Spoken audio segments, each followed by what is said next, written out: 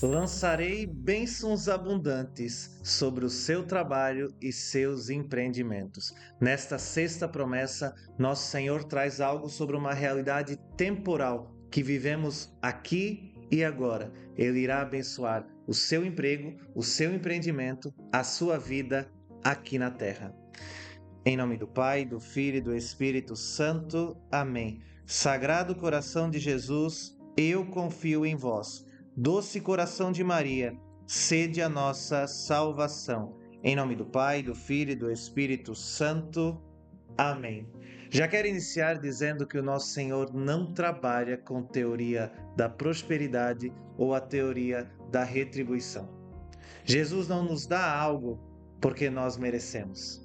Ele é um Deus de misericórdia e não há negociação com Deus. Esta promessa não é agora, então decidi, Luciano, então se eu viver essa promessa, ficarei rico. Não é isso que o nosso Senhor disse, porque é muito importante entender, Deus nunca lhe dará uma graça que porá em risco a sua salvação. A primeira coisa que o Senhor quer, a sua alma. Isso aqui é consequência de um caminho com o Senhor. Mas o que é a bênção? Segundo o Catecismo da Igreja Católica, no número 1078, diz o seguinte: abençoar é uma ação divina que dá a vida, cuja fonte é o Pai. Sua bênção é ao mesmo tempo palavra e dom. Aplicada ao homem, esse termo significa adoração e entrega do seu Criador na ação de graças. Quem dá a bênção é o próprio Deus, fruto da nossa vontade? Não, da sua imensa misericórdia. São Paulo, na segunda carta aos Tessalonicenses, no capítulo 3, versículo de 8 a 10, diz o seguinte: nem temos comido de graça o pão de ninguém, mas trabalhamos e fadigamos. Labutamos noite e dia para não sermos pesados a nenhum de vós. Não porque não tínhamos direito para isso, mas foi para vos oferecer em nós mesmos um exemplo a imitar. Aliás, quando estávamos convosco, nós vos dizíamos formalmente: quem não quiser trabalhar, não tem direito de comer. O trabalho dignifica o homem. São Paulo aqui afirma da importância do trabalho. Seja qual for a bênção que o Senhor quer trazer, ela é nos ajudar e não fazer com que ocorra um passe de mágica. Jesus não é mágico. Jesus nos dá caminhos para chegar a esse ponto. É preciso entender. Esta promessa, como todas as outras, é fruto de uma busca sincera pela sua salvação, não uma negociação.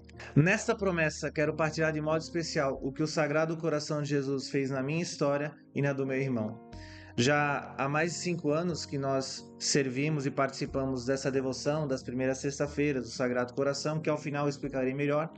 Mas vivendo esse período, passamos por um grande momento de tribulação. Meu irmão levou um grande golpe no sul do estado, teve a sua empresa quebrada por diversas situações e acabou que chegamos a uma situação de passar muita dificuldade financeira, muita penúria. E voltando, abrimos um negócio, começamos a seguir trabalhando no ramo de frutas e, em sequência, um dia chegamos à decisão, por sermos a paróquia do Sagrado Coração, o padre anunciou: as primeiras sextas está acontecendo essa devoção. E aí, em primeiro lugar, olhamos, só vão as senhorinhas do apostolado da oração com aquela fitinha vermelha. Disse: não, mas vamos lá rezar.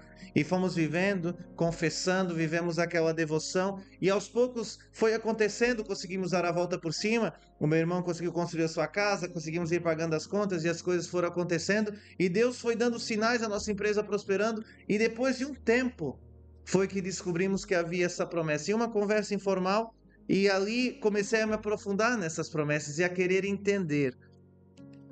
Deus agiu por meio de formas que eu não sei explicar, porque Deus não se explica, se vive, mas Ele honrou e nos ajudou e com a graça de Deus estamos perseverando com a nossa empresa, estamos conseguindo, né? E uma vez o Nando, né, o irmão que está gravando esse vídeo, perguntou o seguinte: Luciano, quando você vê o Sagrado Coração agindo? Eu vejo todo mês, em cada venda, em tudo o que acontece. eu creio que é a mão de Deus guiando o nosso trabalho. Consagramos a nossa empresa, a nossa casa, nossas famílias, e hoje quem trabalha conosco, quem vive conosco, nós tentamos levar para essa devoção, de ir na primeira sexta-feira, levar esse dia a sério e tratar o Sagrado Coração de Jesus, não como uma simples devoção, mas como uma forma de viver. E eu proclamo, se você buscar Jesus com fé, com certeza, e viver isso com intensidade, Deus dará a graça do seu empreendimento, do seu trabalho, o que Deus te chamar a viver com profundidade. Isso não é teologia da prosperidade, isso não é promessa de dinheiro fácil, porque como Davi foi escolhido não por causa da sua aparência, mas pela verdade no seu coração, assim Deus, pela verdade que você professa, que você vive, irá te retribuir. Deus nunca lhe dará um trabalho, dinheiro e formas que porão a sua salvação em jogo. Saiba disso. Se você ainda não alcançou algo, não reclame de Jesus, mas agradeça, porque se você não alcançou, é porque isso botaria em jogo a sua salvação.